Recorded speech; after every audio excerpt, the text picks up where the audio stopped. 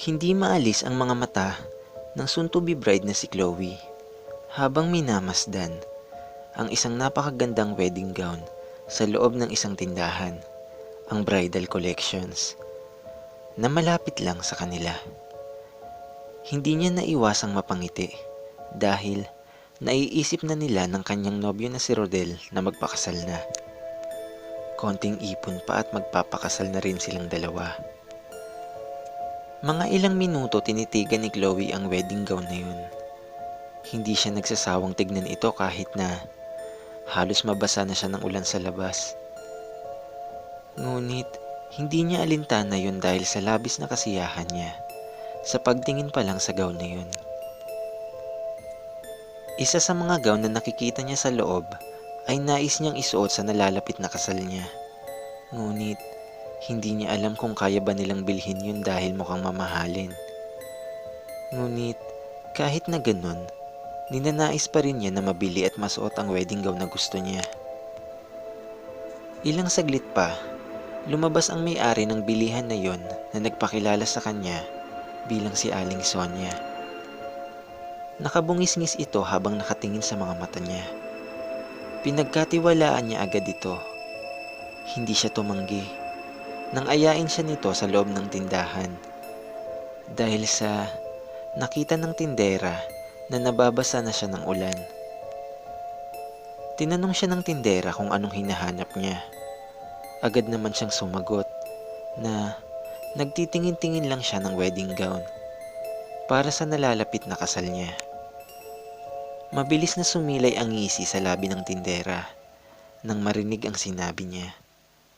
Anito, alin man sa mga wedding gown na nasa loob ng tindahan ay magugustuhan di umano ng mapapangasawa niya. Hindi naman niya naiwasang mapangiti sa narinig niya. Sandali siyang napatingin sa isang malaking salamin na nasa may gilid ng tindahan.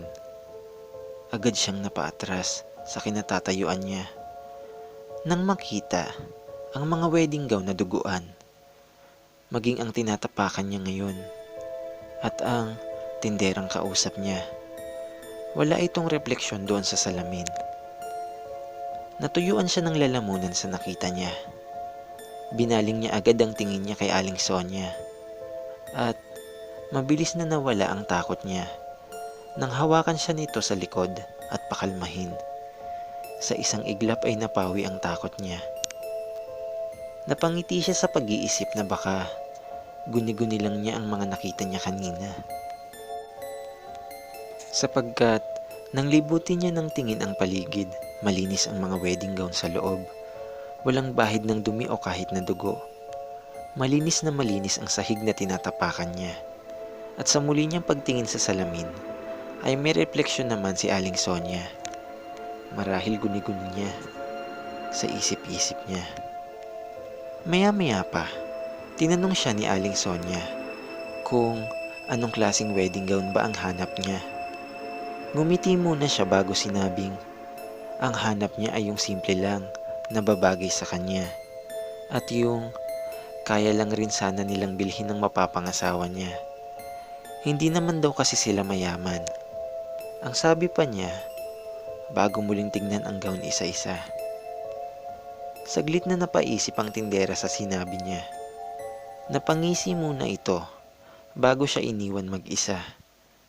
Nang magbalik ito, may dala na itong wedding gown. Nang tignan niya kung anong klase yun, nagulat siya nang makitang iyon yung tinitignan niya sa labas kanina. Yung gown na gusto niyang isuot sa kasal niya ay dinala sa kanya.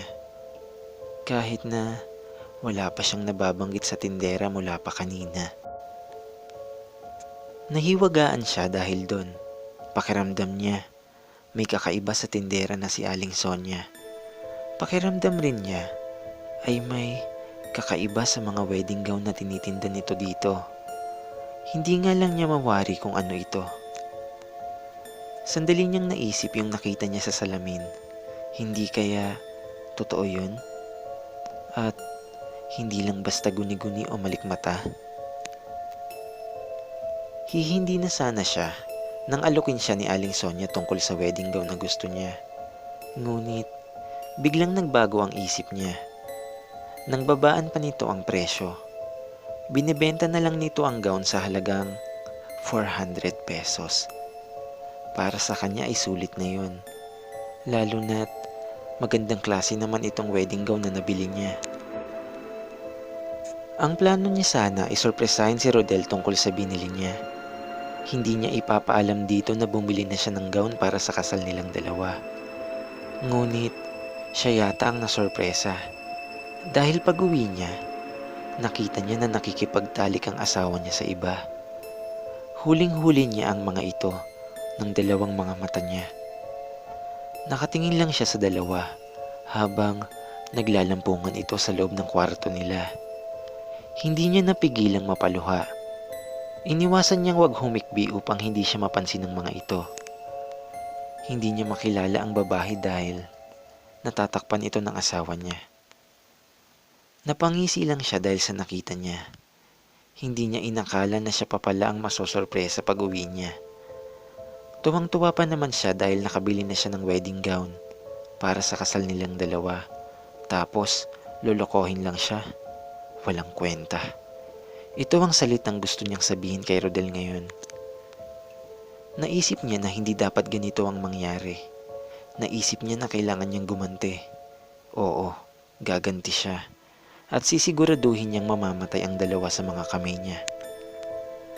Dahan-dahan niyang sinarado ang pinto ng kwarto at nagpunta ng kusina. Kumuha ng kutsilyo tsaka parang baliw na sinuot ang wedding gown na para sana sa kasal nilang dalawa. Ngunit mukhang malabo na yatang mangyari yon dahil may iba na ang mapapangasawa niya. Sa isip-isip niya, kung hindi rin ito mapapasa kanya, ay hindi rin ito pwedeng mapunta sa iba. Para sa kanya ay sa kanya lang si Rodel. Hindi ito pwedeng agawin ng kahit sino. Mahal na mahal niya ito. Kaya kung agawin man ito ng iba sa kanya, mas mabuti pang patayin niya na lang ito upang wala nang makinabang pa na iba. Hawak ang kutsilyong kinuha niya. Dahan-dahan siyang naglakad papunta ng kwarto. Marahan niyang binuksan ang pinto. At nang makapasok, nasa kalagitnaan na ng pagtatalik ang dalawa. Nakangiti lang siya dahil hindi siya nakikita ng mga ito.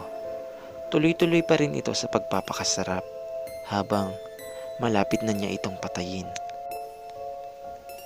Gigil na binuelo niya ang hawak niyang kutsilyo at mabilis na sinaksak yon sa likod ni Rodel. Inulit niya pa yun ng isa pang beses hanggang sa nagtuloy-tuloy na. Maya-maya pa, hinila niya sa buhok si Rodel at ginilitan pa ito sa leeg. Literal na wala na siya sa katinuan ng gawin ang mga bagay na yun magmula pa kanina. Wala na siya sa sarili dahil wala siyang kamalay-malay na sa pagpasok pa lang niya sa tindahan ni Aling Sonia at sa pagbili niya ng wedding gown ay sinaniban na siya ng masamang espiritu at ginaya siya. Oo, ginaya siya. Iyon yung nakita niya nakatalik ni Rodel kanina. Walang iba kung hindi ang kamukha niya. Nanlaki ang mga mata niya nang makita ang sarili na nakahubad at nakangiti.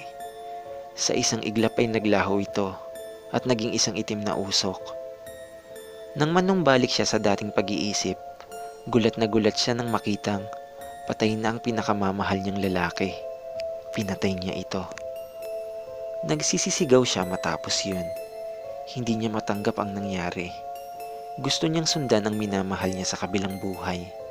Kaya naman, sa paglingon niya sa bintana, isang plano ang naisip niya. Nagmadali siyang tumakbo doon at tumalon. Nagpahulog siya mula 16th floor ng building hanggang ground floor. Wasak ang bungo niya sa pagbagsak niya. Bali-bali na ang buto niya. Napuno ng dugo ang katawan niya, maging ang wedding gown na suot niya. Isang makabuluhang ngiti ang pinakawalan ng isang taong lumapit sa bangkay niya. Walang iba kung hindi si Aling Sonia.